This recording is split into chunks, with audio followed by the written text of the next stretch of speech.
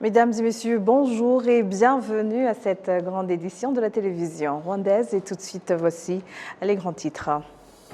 Le Rwanda s'est joint ce mercredi au reste du monde pour célébrer la journée internationale du don de sang dont le thème cette année est « Donner souvent du sang et sans plasma et partageons la vie ». La faculté de médecine de l'Université du Rwanda a lancé des recherches visant à aider les patients diabétiques à se surveiller au jour le jour grâce à la technologie.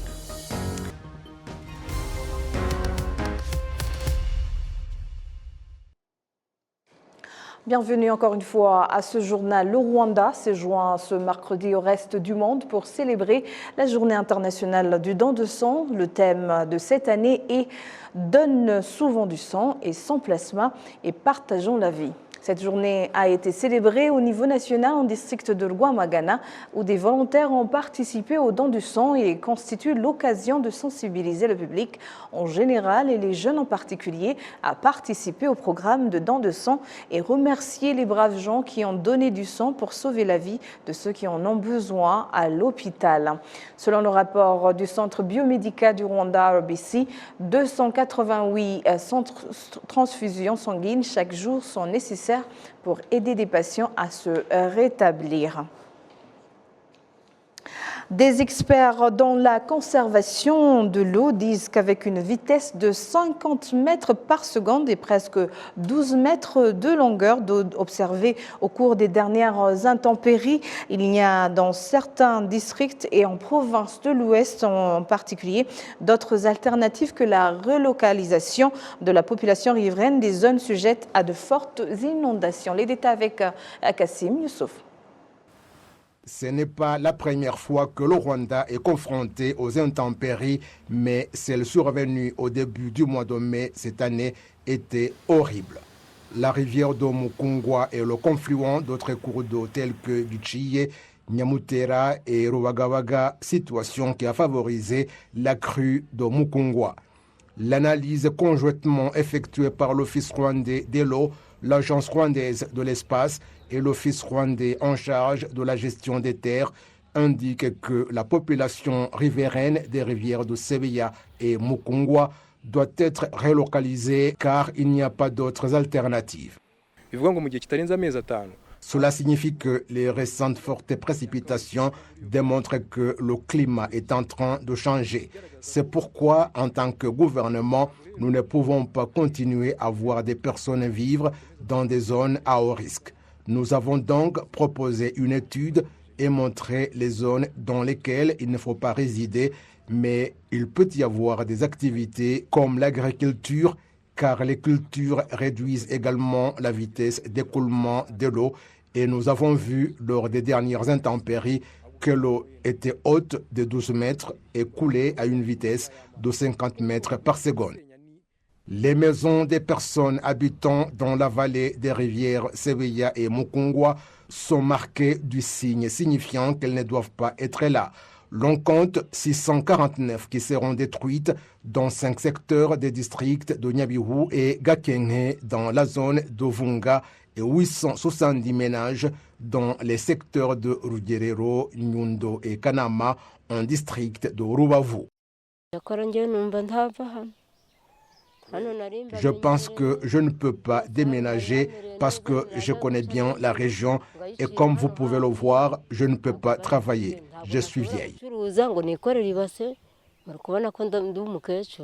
Alors que certains semblent ne pas comprendre la nécessité de quitter les zones à risque, ceux qui ont vécu dans les camps qui ont accueilli les sinistrés des intempéries indiquent qu'il n'y a aucune raison qui les pousserait à revenir dans un endroit qui les a plongés dans la désolation. En tant qu'une personne qui a perdu 4 proches sur les lieux et que j'ai heureusement survécu, donc avec ce que j'ai vu, je ne peux recommander personne d'y retourner. Environ 7600 familles ont été répertoriées et devront être relocalisées. Le district de Rubavu indique que cette activité est menée avec perspicacité.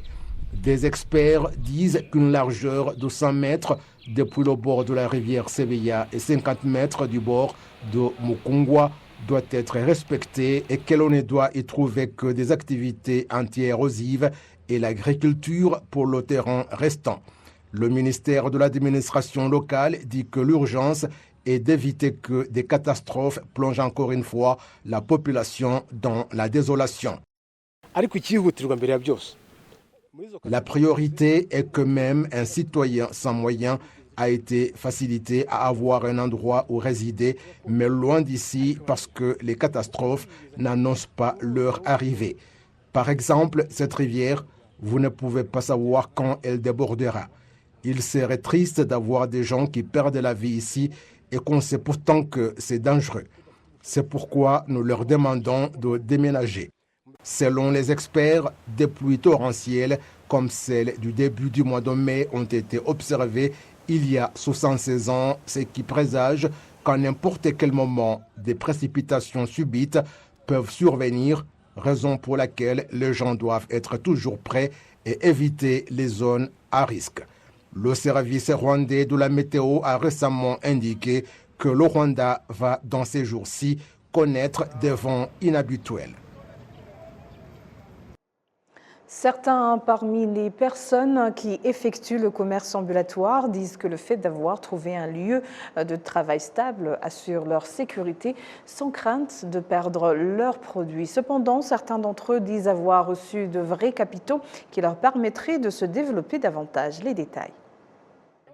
Le marché de Kimilongo, situé dans le district de Gasabo, est l'un des marchés spécialement construits pour ceux qui faisaient le commerce ambulatoire. Ce marché compte actuellement 264 places et ceux qui y travaillent disent que la vie dans la rue était très difficile pour eux et instable. Trouver une adresse physique pour leurs activités commerciales leur a permis de travailler en toute sécurité et de développer leur commerce. Cependant, il y a toujours ceux qui font face à un défi de capital limité, bien qu'ils soient dans un endroit stable et sécurisé. Le ministre rwandais de l'administration locale, Jean-Claude Musabyimana, affirme que ce qui va encourager ces commerçants à rester dans ces marchés est de renforcer leur capacité dans tout ce qui est lié à leurs activités de commerce. La direction de la ville de Kigali indique qu'au cours de l'année dernière 2022, 28 marchés ont été construits où il a été installé 4147 personnes qui effectuent du commerce ambulatoire, mais actuellement il n'en reste que 2284, soit 53%. La direction de la ville de Kigali souligne aussi que pour près de 80 millions de prêts accordés l'année dernière à certains commerçants, il y a un remboursement qui est déjà enregistré.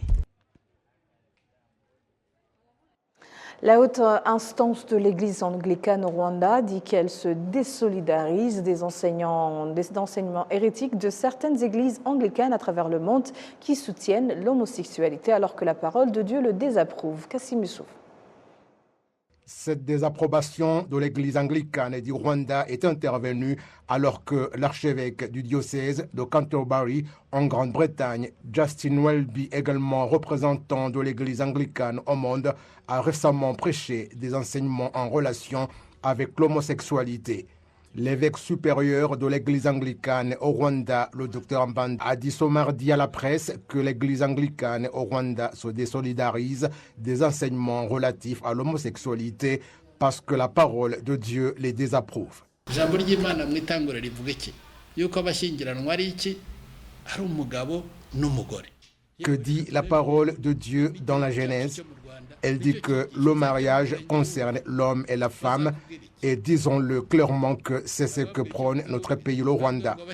Rendez-vous auprès des instances de base et vous trouverez qu'elles demandent qui sont les personnes qui vont se marier et la réponse est l'homme et la femme. Alors, nous n'allons pas en dehors de la législation de notre pays ni de la parole de Dieu, mais en fait, les hérétiques qui font des mariages qui ne conviennent pas devraient revenir sur ce que dit la parole de Dieu. Et puis, la parole de Dieu dit que l'homosexualité est un péché. Nous, en tant qu'Église anglicane au Rwanda, nous disons que nous approuvons ce que dit la parole de Dieu et ce qui la désapprouve, c'est leur affaire. Et dire qu'on ne respecte pas les droits de l'homme, est-ce qu'ils sont, eux, autorisés à enfreindre les miens? L'évêque de l'église anglicane au Rwanda a récemment été élu à la direction du forum visant à enseigner les valeurs de la parole de Dieu au sein des églises anglicanes à travers le monde, Global Anglican Future Conference. Il indique que parmi ses priorités au cours des 5 prochaines années de son leadership est d'enseigner à toutes les couches sociales et des fidèles de l'Église anglicane à délaisser tout ce qui est contraire à la volonté de Dieu. Laissez-moi dire qu'on n'a pas fourni assez d'efforts à l'intention des jeunes, mais faisons-le. L'évangélisation est donc là, l'éducation des évangélistes est effective et c'est pourquoi nous avons une école à Kaouga dont nous sommes satisfaits et qui forme des pasteurs, c'est-à-dire la formation de la nouvelle génération.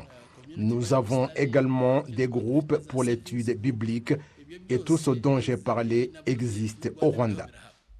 La direction générale de l'Église anglicane au Rwanda souligne que parmi les objectifs essentiels qu'elle s'est fixés, l'on trouve l'autonomie et la résilience au lieu de tendre la main aux églises des pays étrangers, alors que certaines d'elles prônent des enseignements contraires à la parole de Dieu, mais se félicite tout de même du fait qu'au moins 85% des églises anglicanes au monde désapprouvent les enseignements hérétiques, notamment ceux relatifs à l'homosexualité.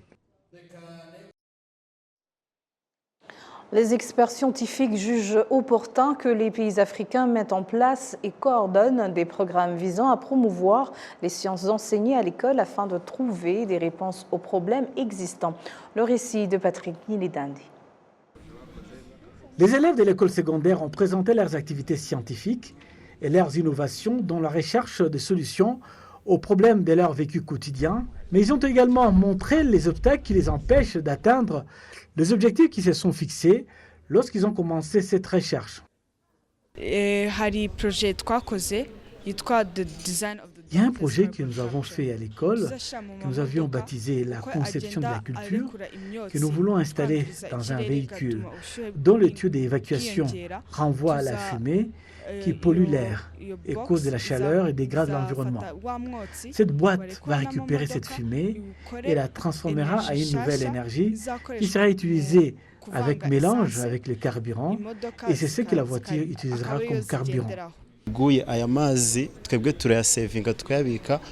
Vous voyez cette eau, nous la gardons et commençons à l'utiliser lors de la saison sèche. Nous voulons apporter une réponse aux effets des changements climatiques. Cette eau pourra être réutilisée dans le secteur agricole. Cet obstacle est aggravé par le manque de suivi et le manque de soutien pour transformer les idées en actions concrètes. Pour résoudre ce problème, l'expert en enseignement des sciences et directeur de l'Académie mondiale des sciences, le professeur Romain Moulenzi, affirme qu'il est important que les pays africains établissent une politique stable en matière d'enseignement des sciences et qui s'accompagne d'une campagne qui promeut l'importance de la science en général.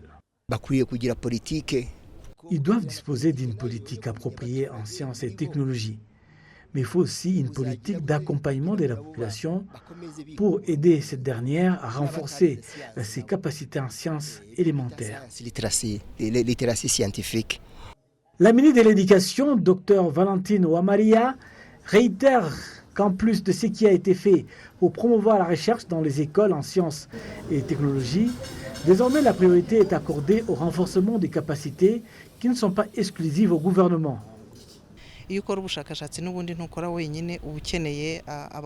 Lorsqu'on effectue une recherche, on a besoin de l'assistance d'autres personnes.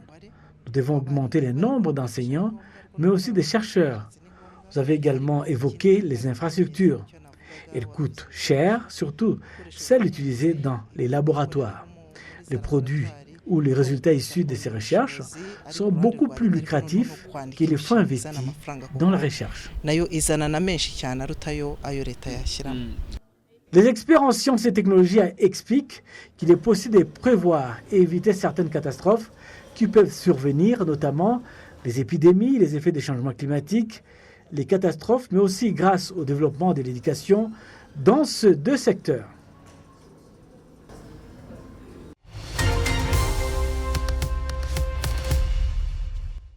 Et voilà, c'est tout pour le moment. Et au nom de toute l'équipe qui a contribué à sa réalisation, je vous remercie. Bonne poursuite des programmes de la télévision rwandaise et d'ici là, portez-vous bien.